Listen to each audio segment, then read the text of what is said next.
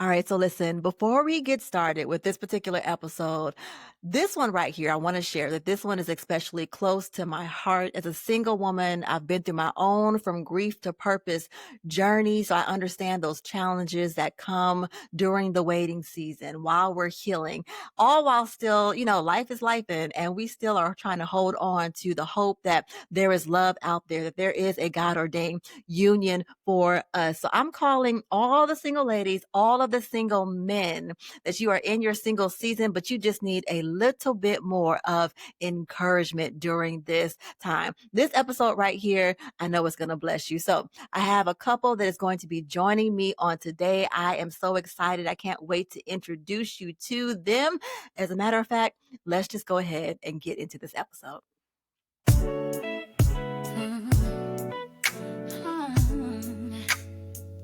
Yeah.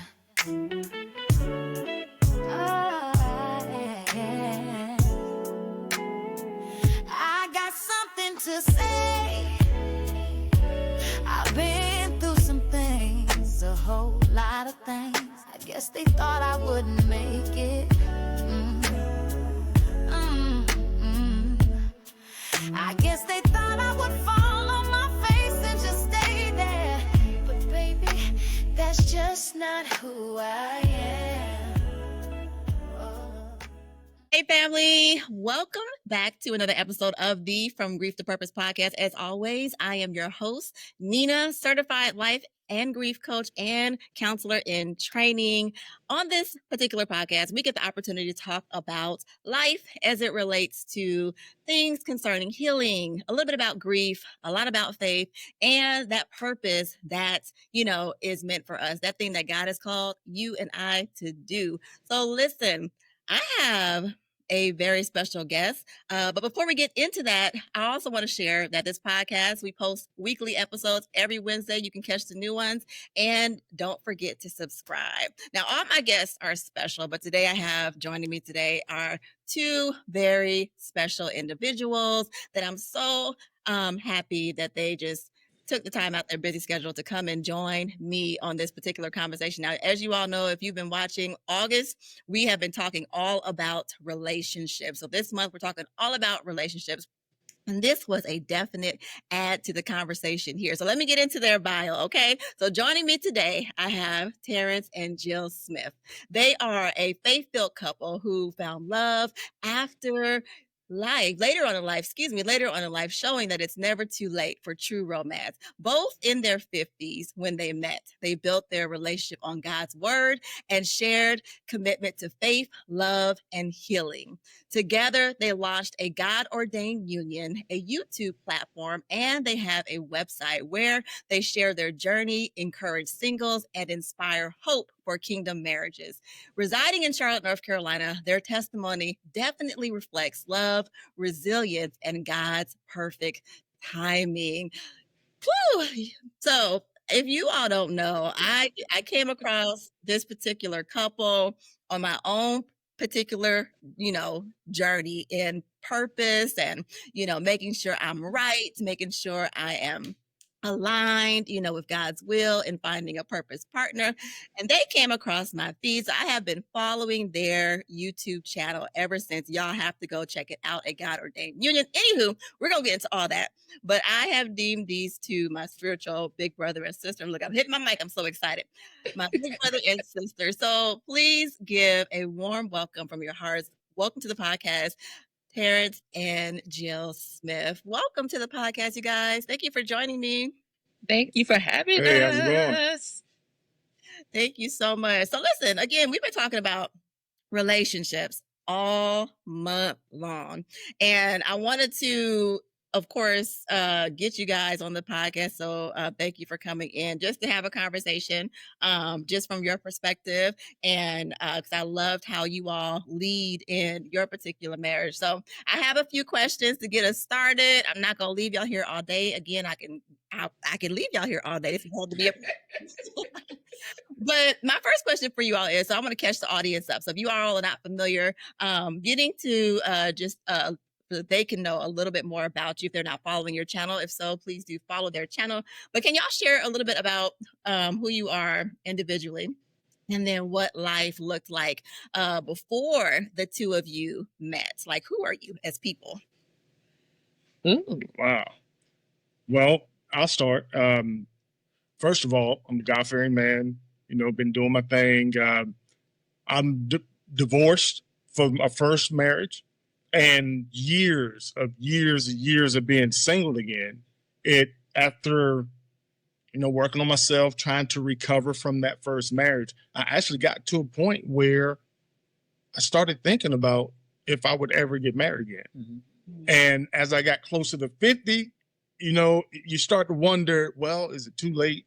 Have I messed up? Do I deserve? You go through all these things of trying to figure out even if you deserve to be married, if God is listening to you, if he hears you and so forth. Mm-hmm. And so, it got to a point where I was like, yeah, I would love to be married again, but it has to be with the right person, which is where, for me, God came in, because I felt like I met people on my own, but it didn't work. So I'm thinking the only common denominator is me. So I need to figure out a way to get me out of the way. And that's where I started to confide in God and include him in that search, and just said, Lord, if it's meant for me to be with somebody, you're going to have to help do this, because evidently what I was doing ain't working and I need some help. And once I released it, she shows up. All right.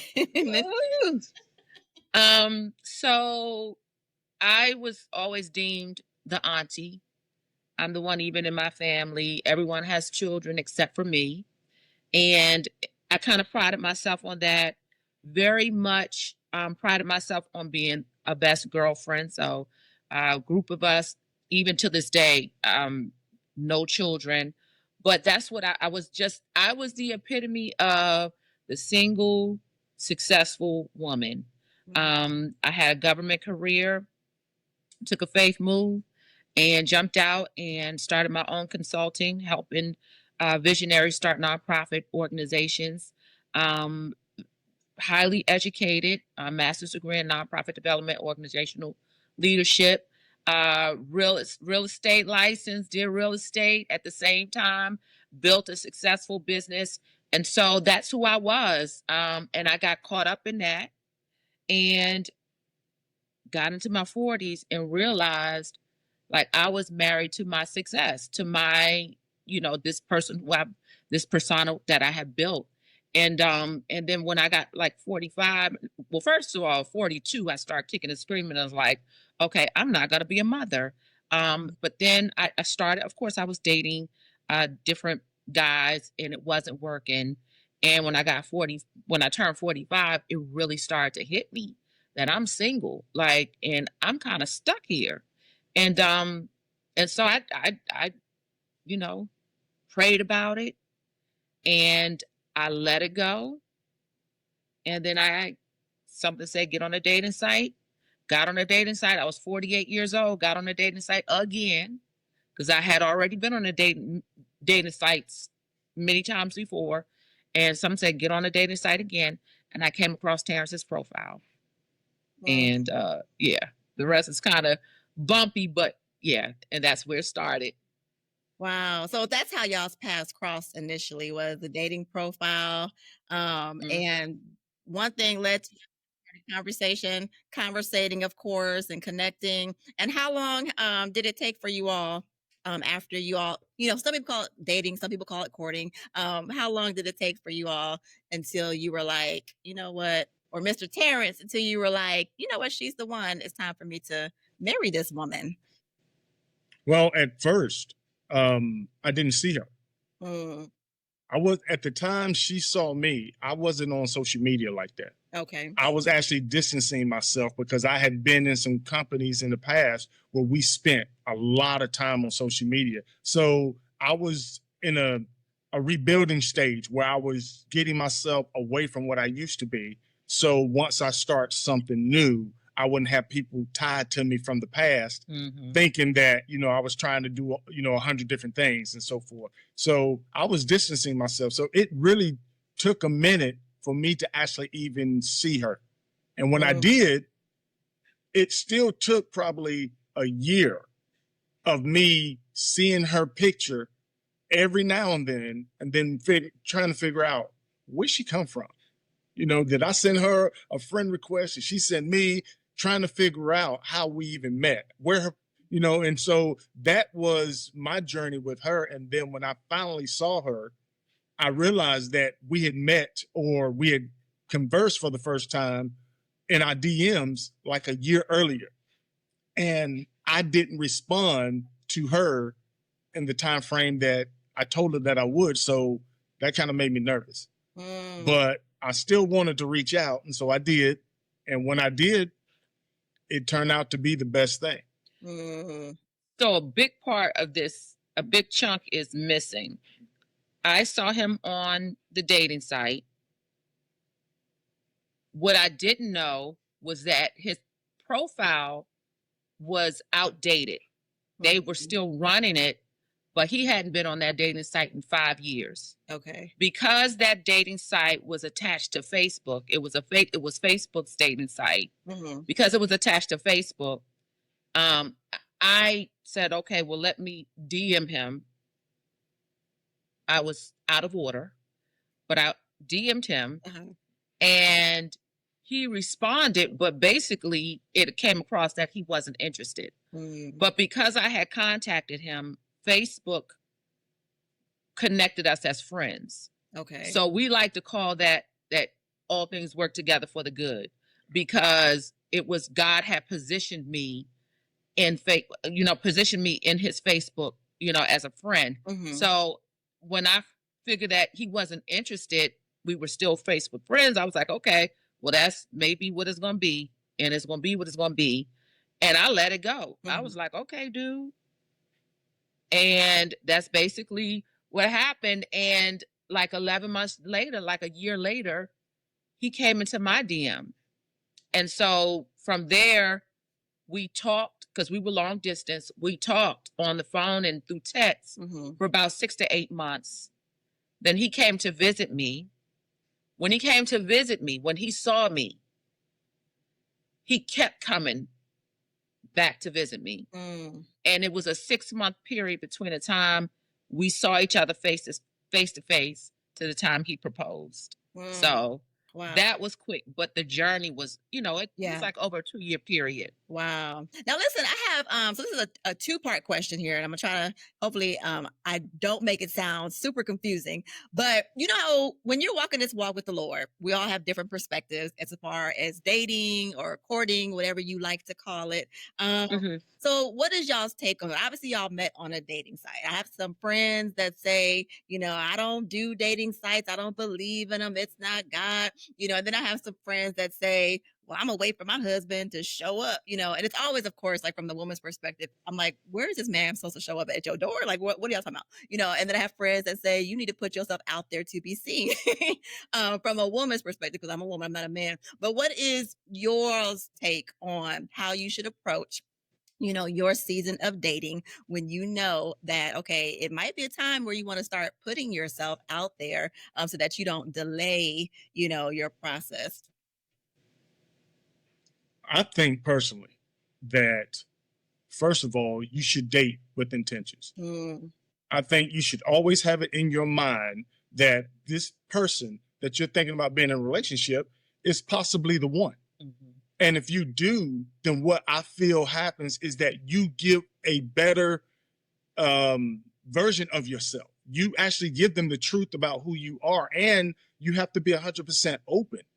You can't just go in trying to, create the narrative and make everything fall in order the way you see, because love and relationship isn't like that.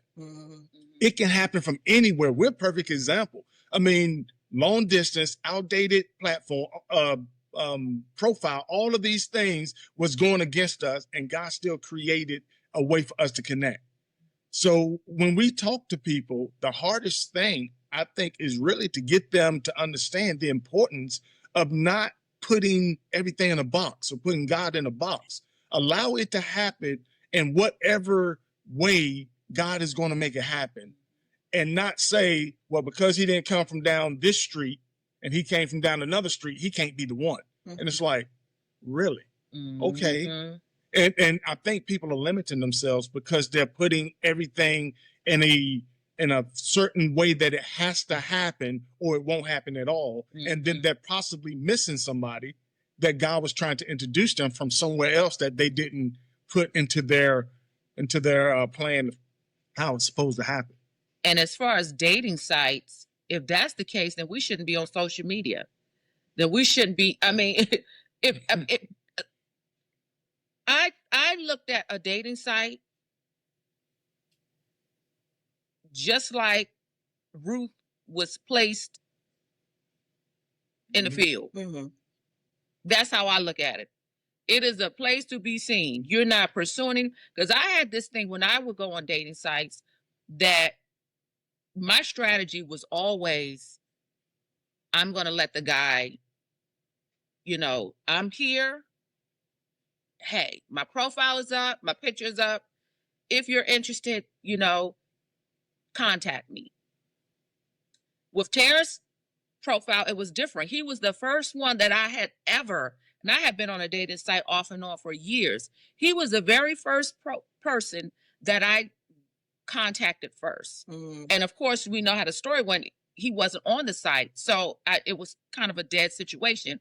But as far as, like my husband said, I think we are so programmed, especially, this is kind of how, I'm not going to say the church, but how Christians think that it's got to be a certain way. Yeah.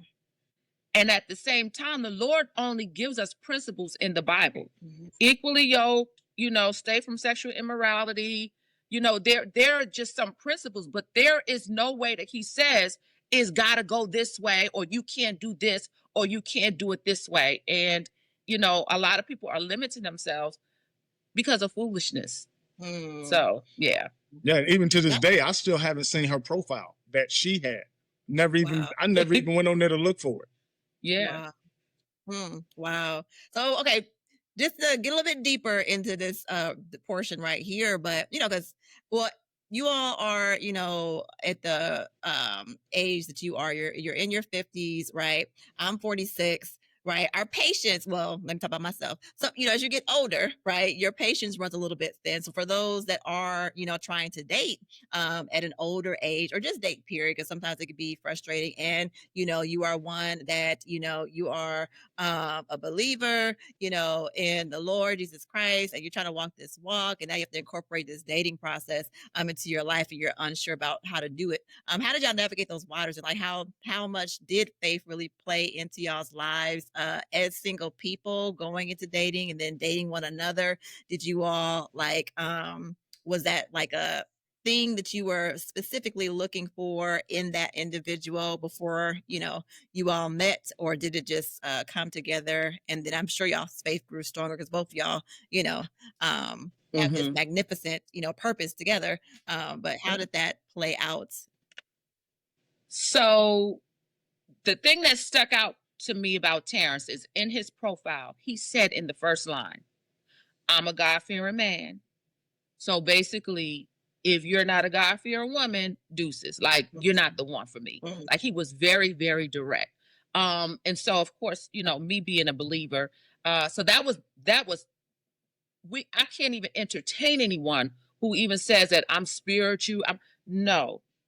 I got to know that you are Christ-led and you're God-fearing, so that was key. But going back to the first part of your question, there are two things I want to say is because when I was in my waiting season,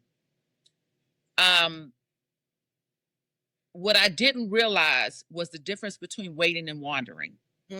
So when you're in a wandering season, you're in cycles that the enemy got you set up. Those where the blocks are coming. So if you don't recognize that there are blocks that are out there that's delaying you, you're going to just think that you're just waiting for your person. The other part of that is your waiting season. Your waiting season, and let me tell you something in your waiting season. In your waiting season, the first thing that God is going to do, he is going to test your patience. He's going to build your patience. The first characteristic of love is patience. So in your waiting season, patience has to have its good and perfect work in you. And you're going to be a try. And it usually affects the women. Every one of us that I've known that went through this first stage of getting to know the guy, the Lord had to test our patience, build our patience. And so yeah. And I think what happens is that during that process, we're in that waiting season. And during that process, because we're so impatient, we abort it. We abort it right before, God takes us, fully through the process of waiting. Yeah. Let's pause right there for a second, Jill, if you don't mind. So what does that look like? Because in real time, patience with the guy, you said, like for women, and Terence, you can hit maybe, I don't know if this is the experience with men versus for towards the woman, but for women towards men, does that look like before we abort it? Like Jill, we may see like a little flaw, and then we're like, you know what, I'm done. What is that? It could look like he's not asking you out on a date quick enough. He's not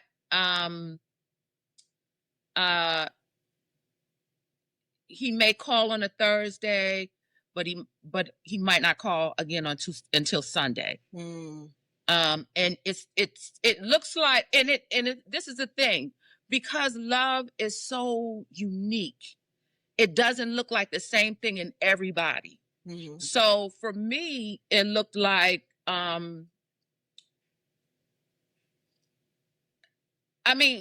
it just looked like he may call on one day, and then I might not hear from him, until 4 days later. Yeah. And because we were long distance, it also looked like, well, when are you coming to see me?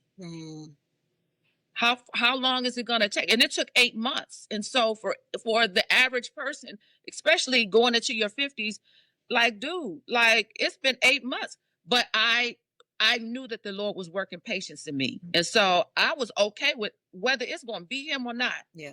It's going to be what it's going to be. But that's what it looks like. It looks different in everybody, but it's a test of patience. I have a girlfriend that's going through it right now. And she talks to the guy every day, but he's not moving quick enough to the next level she wants. So it looks different, but it's patience working. Yeah. It's patience building. Okay. And Terence, what is that like the same for men? Because I feel like it's always a lot of focus on women sometimes, but do you all have to face anything where God is like testing you or Well, I think because it's different, every guy is different. And I think one of the things people do is they do a lot of comparing. They'll sit back and you have these conversations where, my ex said this, and, well, the men that I dated, they did this. And, well, I'm not those guys. You can't put all the guys in one cup and think that we're all going to come at you the same way with the same verbiage and all of that. Ain't what we do. We all our backgrounds are different. Some of us from the country, some are from the north, some, what I mean? So you have to look at us individually as much as you want us to look at you individually and not compare you to other women. And doing so, it gives us an opportunity to allow whatever's supposed to happen in the way that it's supposed to happen. The one thing that I was really big on, and I was so glad that Jill felt the same way, is that we didn't put a bunch of titles on things. We didn't say we're going steady. And then we said, okay, now we're girlfriend and boyfriend. Okay, now we're this. Now we're that. And we were so open-minded that the fact that we met during the pandemic didn't hurt us getting together. Right. To me, it actually helped because we couldn't go to restaurants. So I couldn't be humanist when it comes to saying, well, let me impress her and take her to a fancy restaurant, because they wasn't allowing people to come in. So we did more of cooking. We did more of ordering and having something delivered. We did more stuff like going to the park and going walking, going on hikes, because there was nothing for us to go out dancing and to do this and try to impress each other. So we really was given time to just be ourselves and just talk and learn about each other generically, rather than try to let social media or our friends and family didn't even know we knew each other. They didn't know we were dating anybody until I announced on Facebook that we were engaged. Right. So, but let me also say this, because it also looks like, so if we just told the part of the story where Terence met me and 6 months later he proposed. If you look at just that, then what happens is that women will say, well, he needs to know within 6 months. What people don't see is the year and a half prior, that everything that led up to that. Yeah. Like, I didn't just meet him on June 12th and on December 12th he proposed. No. I mean, we went through some stuff prior to that. And I think that that's what one of the biggest misconceptions is, that, when he sees you, he should know. And he may know, but he may not say anything to you. I mean, and everybody it's different for everybody. It's different for each couple. And so, yeah. So looking back, I mean, patience, and there's a process to the before the actual process. So looking back then, you all are married now. What would you say was the most surprising part of your journey to marriage, or was there anything that y'all were surprised by or in awe of, that like, okay, Lord, I see you, type of? I had no idea this man was going to propose to me. He was my Facebook friend. That was like, well, first of all, I was crushing on him on his profile on the dating site. Okay. And probably the biggest awe, well, there were a couple. When he responded to me in the DM, that was an awe. Like, wow, this guy did. Then almost a year later, when he came into my DM, that was a jaw-dropping awe. Then on Thanksgiving, a couple of weeks later, he said, I want to get to know you, but I want to take it slow. That was an awe. We got to know each other by phone and through text. We met each other, and we had no expectations. We were just enjoying. I was like, listen, I could do this because it was so easy. He would come up to visit. We would, go on walks and, whatever, cook or whatever. And I was like, I was comfortable to do this for the rest of my life.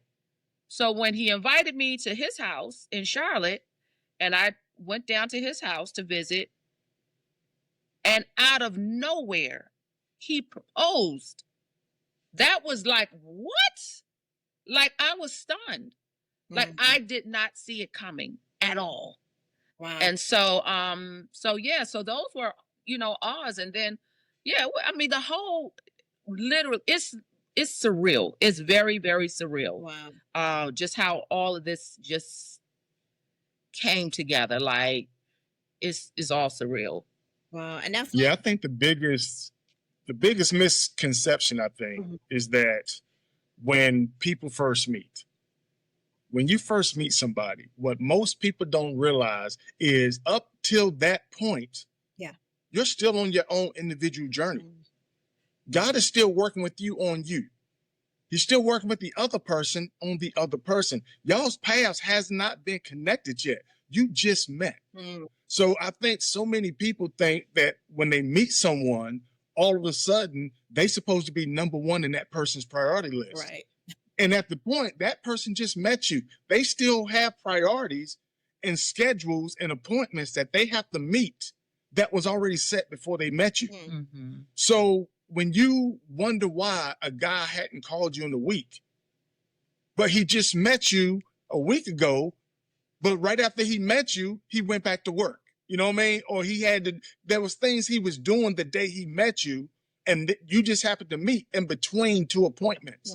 And so many people expect that and then say, Well, he's not interested. Mhm. Well, how do you know? Because he has to, Mhm. a guy's got to meet you and see you a couple times. And when he does, every time he sees you, he's learning that he wants to see you again. Mhm. That, to me, that was my number one thing.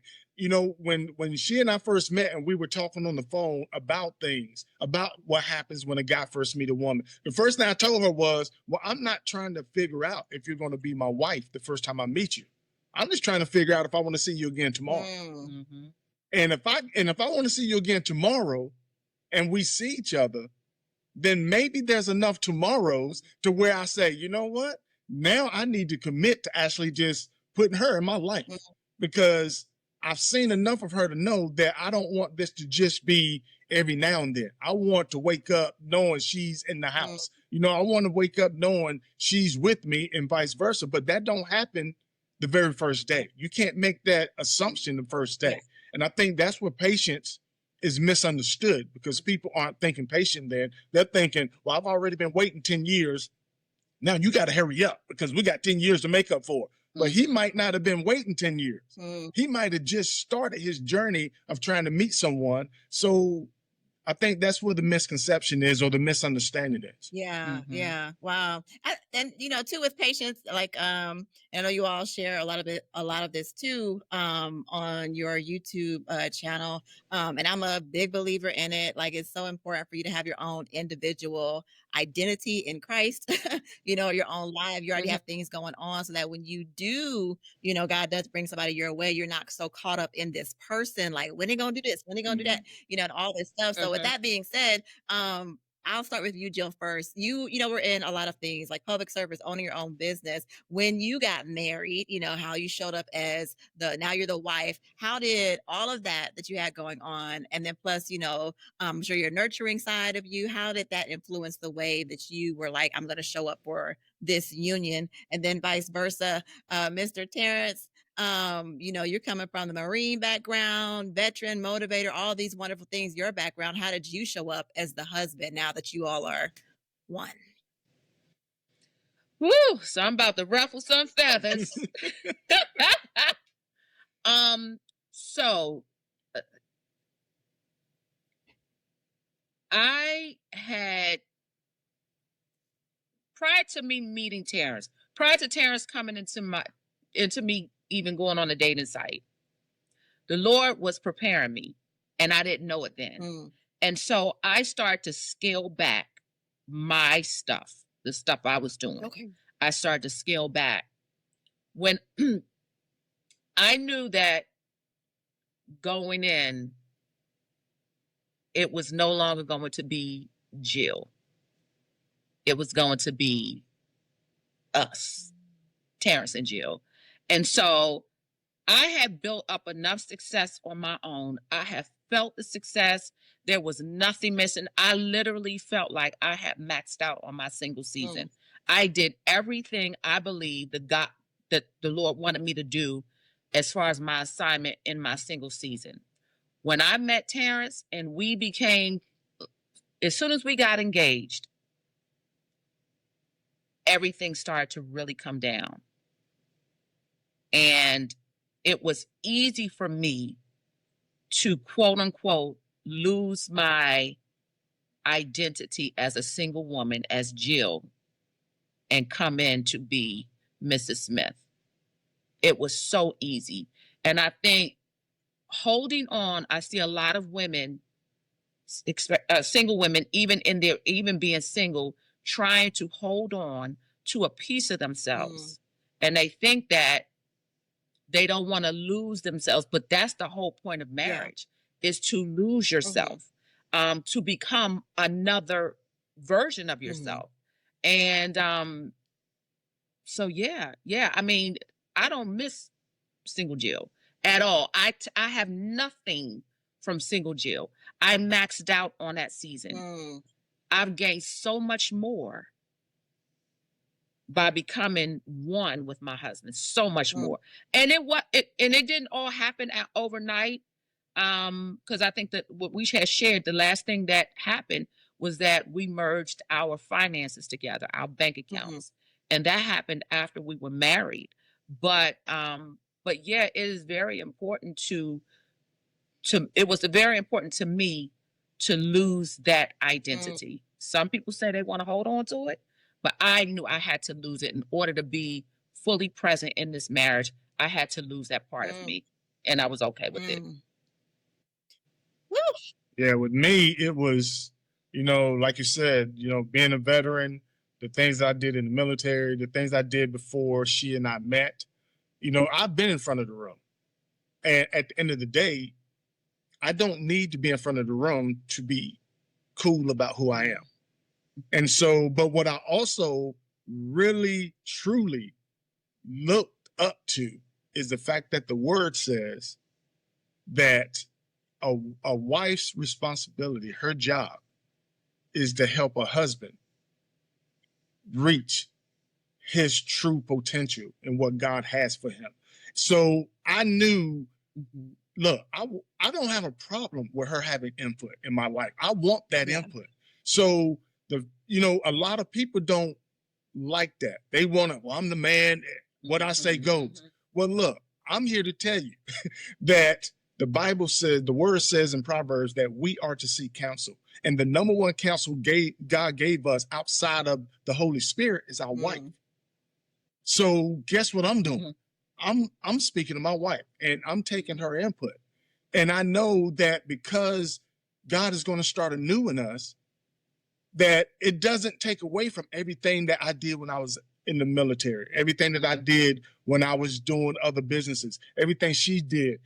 It's not taken away from that. God is going to use all those talents and skills he gave us in our single season to help us reach what he has for us when we get married. It's just going to be a new title. Yeah. It's just going to have a different heading. But none of that goes to waste because God doesn't waste anything. Right. And I think people get lost up in saying, well, I'm not surrendering to him because I don't want to lose this, or I'm not surrendering to her or to God because I don't want to lose. No, God is going to take everything he's already built in you, and he's going to create something new that is going to take both of you working together in order to achieve it. And that's why I think people are battling with their past, thinking that they don't want to lose something, when I've never seen God allow anybody to lose or sacrifice anything that he didn't replace it with something better. And if you truly believe in him, then you don't have to worry about what you have to sacrifice in order to be in a relationship, because God is going to give it back to you tenfold, 100-fold, whatever that is. You're going to get that back and more. And I think that's part of the block for a lot of people. Women don't want to, I don't want to lose myself. You're literally holding on to the past, to a part of you that and God will give you your will, what you want. And so we wonder why we can't get the person. It's because you're not giving all of you. Marriage, you got to go all in. All in marriage. You got to go all in. All in. It's a faith move. It is a faith move. And so, because I'm sure you're going to, like you were saying, God's gonna triple, like, from what you experience in your season of singleness, right? It's kind of like you can think of it as training, maybe, or this was an experience, so that you can use all of that, and then take that into your marriage. Not saying that, because I get it, when I've heard, of course, that women, I don't want to lose myself, in essence, like, you're just going to become this, I don't know, housewife, I don't know, whatever the fear is, and that. But you still are going to enjoy this new life. You're still going to enjoy, have portions or part of who you are, but there's also going to be, like, some things that are going to be enhanced because you've done that season already. So now, you have to let go a little bit. And the reason why I mentioned y'all's positions and titles of what you had before, because a lot of people do hold on to, well, I'm so-and-so, or I'm this, and I was that. Even people, I have a military background too, and there's a high divorce rate in the military. And just in any, a lots of, high achieving organizations. I've talked to many people that are in CEO type of positions, and they bring their titles home, with them into their family life. And so that's it's like a mindset shift that you have to say, or have to have, would you say, when you're going into, like you said, a marriage. You got to drop that, you know, who you were and Mhm. shift into, you know, who you're becoming with your spouse. Well, thank you for Mhm. sharing that, you guys. I know, so we do talk a lot about a little bit about grief in this particular season and hard points about, you know, life and things like that as it relates to relationships.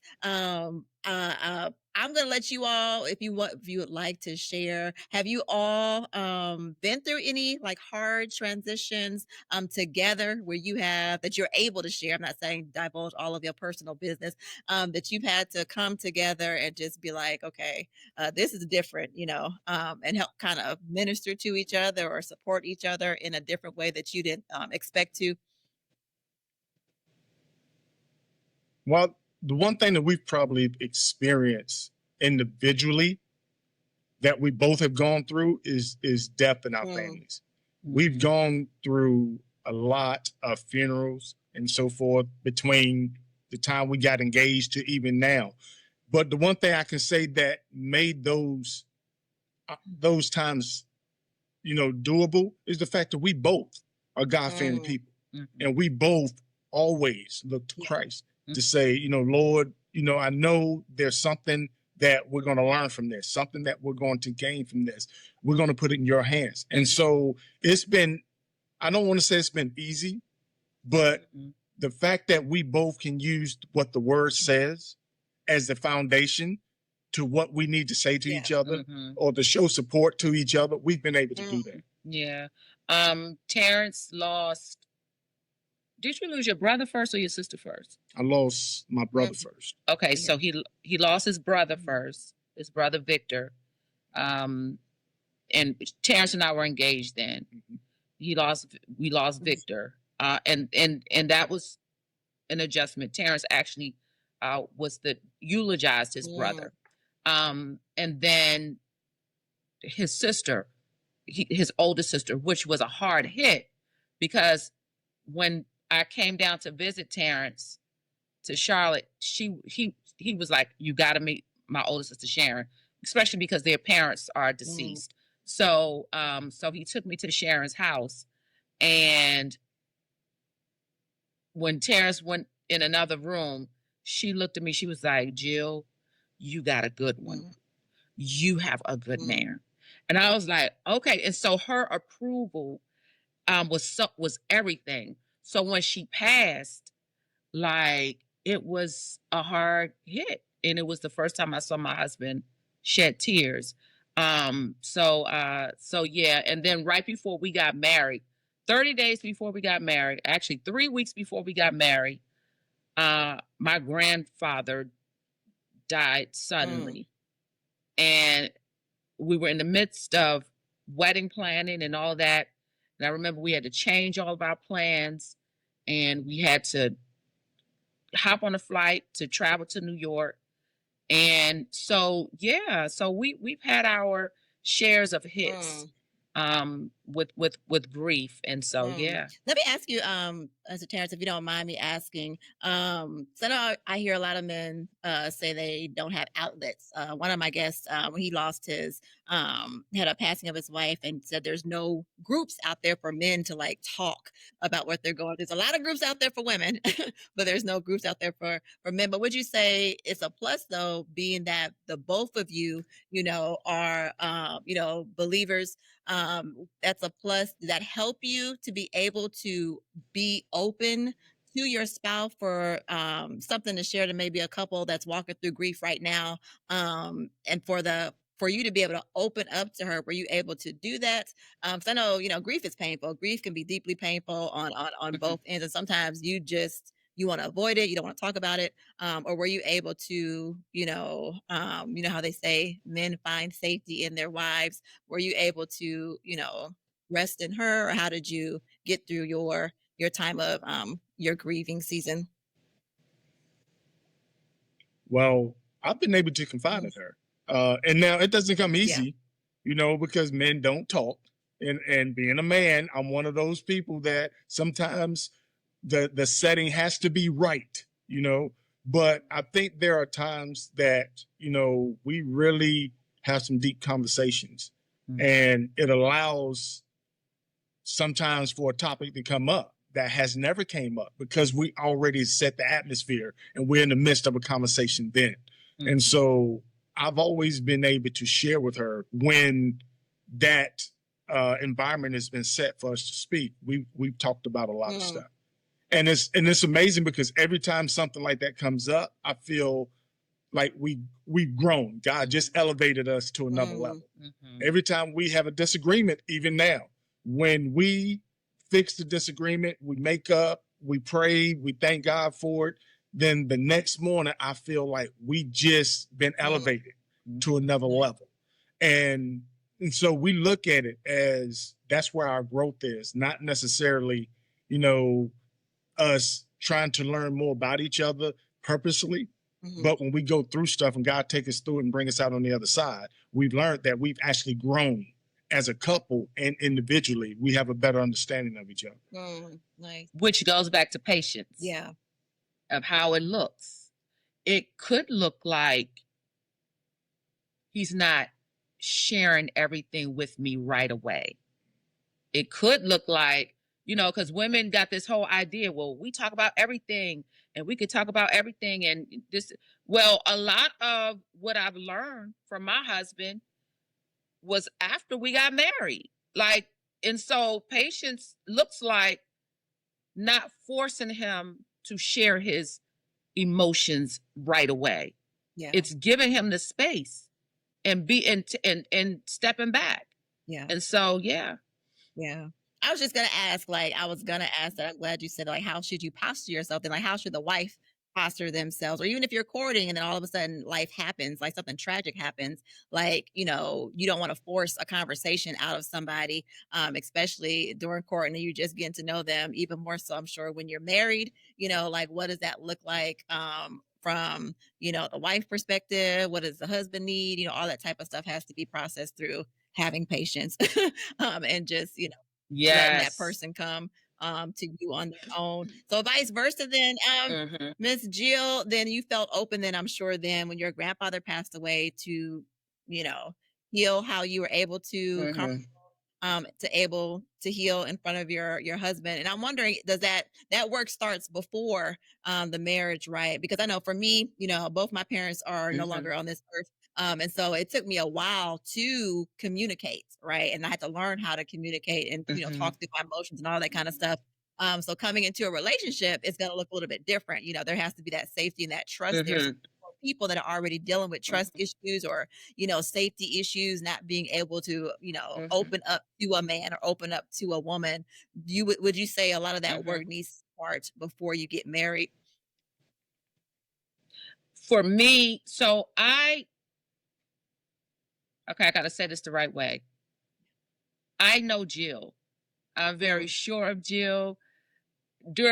All through my life, I have learned who Jill is. So one of the things, even before Terence came in my life, I knew I needed a man that was going to allow me to not have to be strong Jill, because strong Jill is there for everybody. The auntie, the big sister, the problem solver, the confidant. So I knew that I needed a type of husband who was going to allow me to be vulnerable, allow me to take my cape off and all that good stuff. So it came immediately. I was able to, when I met Terence, when we met each other, I think it was like the day we met each other, we were sitting on my sofa and we were watching a movie. And this is the first time I've ever done this in my life. I fell asleep on his shoulder. And I knew at that point I could lay it all out. So this man tell you, I will cry. I will not cry in public, but I will cry. I am like cotton, like butter when it comes to him. I'm safe with being vulnerable. He knows everything, all of my flaws. Yeah. When we said we go all in. Yeah. For me, I went all in right away. He took a little time, but but we went in with the intentions of going all in. So yeah. I think it's a big thing though, that safety factor, especially for, women, I think that's what it means. If, women aren't sure, like, what does being safe look like, as far as like, what does that look like? That's a good example that you shared there. Because it does mean something, when you're not, I don't feel comfortable with this person, I'm not going to share, I'm not going to tell them my business. I don't, I'm still trying to fill this person out, versus like, no, you were able to fall asleep on this man's shoulder. That's a big move for some people. But so, and I want to ask you this, Mr. Terrence. Why do you feel like, why do men, or let me ask from your perspective, why did you need to get married? Why do you feel like a man should get married, or why did you feel like you needed to get married? Because some men, let me put it in this context. So some men, even, men that are, know the Lord, they just marry just to marry, and some actually marry because this is, no, I want this to be aligned with my purpose partner. But why do you feel like, no, I know that it's for me to marry, in context of you, the individual? If that makes sense. I hope I'm not confused. It goes back to everything goes back to the word for me. The word says that God created us in his image. And he's talking about, God, his son Jesus, he's talking about the Holy Spirit. So there's a trilogy there. And the thing about it is, if as a man, I'm starting to look at what I need to do to be the best of what I'm supposed to be. And it all goes back to God and what his expectations is. And so I don't want somebody to kick it with. I don't want somebody to just hang out with. I want somebody that we're in a covenant together. And according to the word, we're covered by the covenant. Anything I was doing as a single guy with a woman kept me outside of being in alignment with God. So I wanted to get in alignment. I want everything that he has for me. I want to be able to take possession of everything that his word promises me. And nowhere in the Bible does it says a girlfriend is a good thing. It says he who findeth a wife findeth a good thing. And I wanted to be in proper alignment. So that's why I prayed to God and said, look, if it's going to just be me and you, then I'm going to be okay with it being me and you. But if you have somebody for me, can you help me find it? Because I ain't been able to find it on my own. And I released it and got out of his way. And that's what I think people misinterpret about marriage. So many guys say, man, I ain't giving up my freedom. She's going to try to lock me down and she's going to order me around. But they don't understand they're going through that right now. Women are going to be women. Men just have to understand that it ain't a woman's job. It ain't her job to give me peace. So many men says, I don't want to give up my peace. She has to bring a woman. You can't give me peace. She can't give me peace no matter what she does. I have to know that before we get married, or I'm asking her to do something that she can't perform. And that's why a lot of men are so discouraged in marriage, or what they've heard about marriage, because they think, well, she can't give me my peace. Well, she ain't supposed to. You get that from God. You get that from the Holy Spirit. You need to have that before you get married. And so many people, because they don't know the word, they're putting the wrong expectations on their wife or the woman they intend to marry, and vice versa, men that they intend to marry. They're putting wrong expectations on them. And then when they don't meet them, they're saying, well, you let me down. No, he didn't let you down. You was looking in the wrong location for what it is you think that person's supposed to give you. Right. And so I want to be married because I want to be who God created me to be. And I want to be the best at that. And I can't do it if I'm kicking it. I need someone that we're married, we're in the covenant. Because me being in alignment also covers her. That part.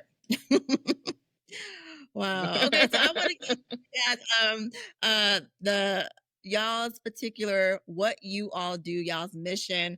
You started A God-Ordained Union on YouTube. Can you share with us like what inspired you to share your story publicly? Because it's a big thing to put your stuff out there for millions of people to watch. So what inspired you all?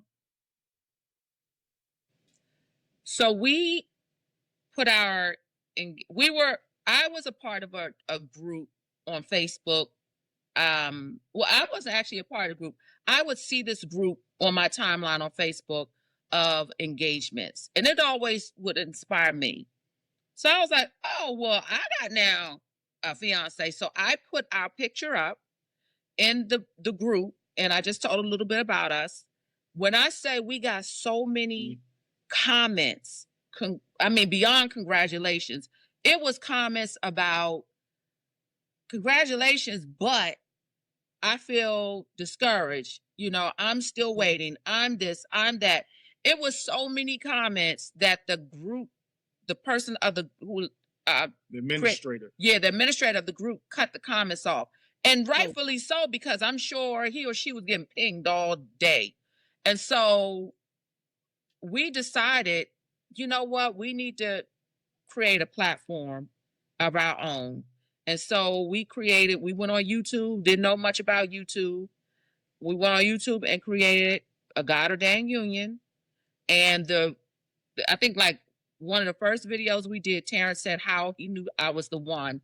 That video took off. And so we have A God-Ordained Union. We just launched it's not officially launched yet. We have a nonprofit called the Terence and Jill Smith Foundation, which helps to combat loneliness and social isolation.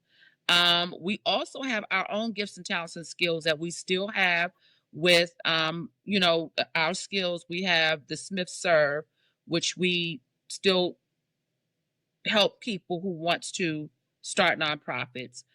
So those are our projects.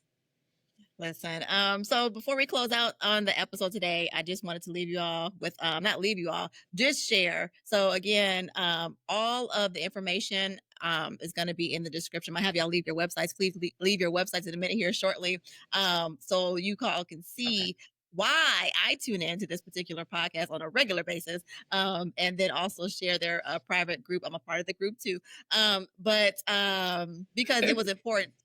I want to share it's important to me to put God first in my own particular journey of singleness here. And so they are a part of my recipe, y'all. But before we close out, I always like to ask my guest to share like a bit of encouragement. So the way I'm gonna do it today for you all, if Miss Jill, if you can share something to the ladies, and Mr. Terrence, if you can share something encouragement to the men that are single, something to just encourage them in their own personal, journey, since y'all have been there, done that, got several t-shirts for, your process and God has brought you to this beautiful place.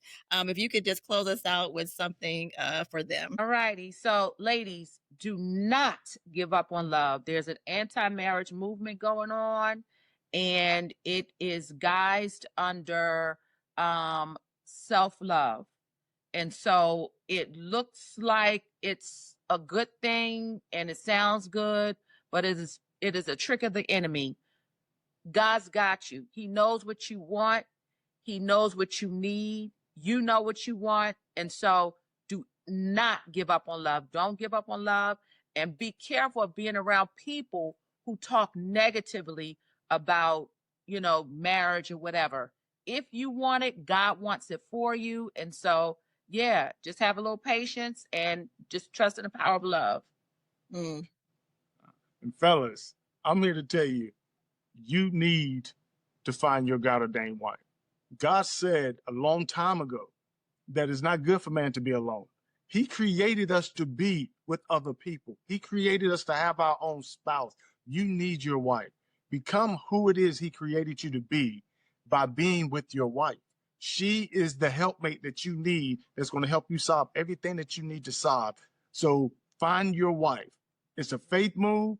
Don't be afraid to take that step. Step outside your comfort zone and say hello and see what God does for you. Yes. Wow. Listen, you all heard it here. I just wanted to, again, I'm so thankful I was able to have you all on. I wanted to share them with those that are following this podcast. It's a little bit of a treat here. And if you are not following their I want to call it a podcast, their channel, their YouTube channel, y'all need your own podcast. Listen, if you're not following, go over now to A God-Ordained Union. The next video after this is going to be one of their videos, so y'all be sure to check that out.